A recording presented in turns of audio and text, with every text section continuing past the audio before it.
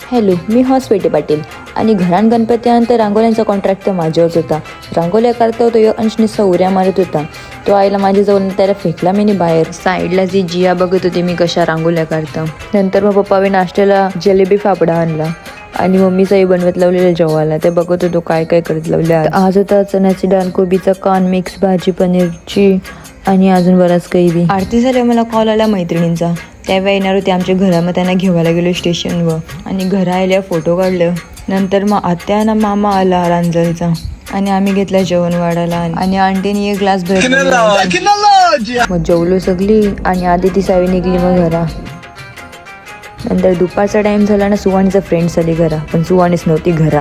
आणि टेरिसवर गेलो तर बघते पोराई सगळे एक जुगार मांडून ठेवले. मग सुवाणी आली नाही, अंशूला बांधून ठेवली. बोलते जाम मस्ती करते येऊ, त्याला सोराच नाही आज. आणि दुसऱ्या साईडला मम्मीची चालू झाली संध्याकाळची जेवणाची तयारी. आम्ही ठरवलेलं साडी लावू आणि ओल्ड लुक करू आणि नाचू पक्की.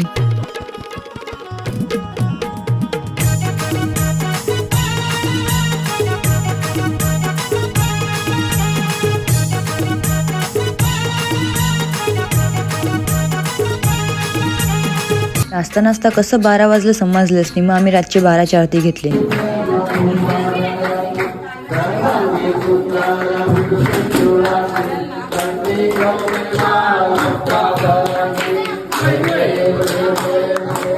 आजचा दिवस तर खपला इकडे. आता चला भेटू पुढच्या ब्लॉगमध्ये. Bye bye.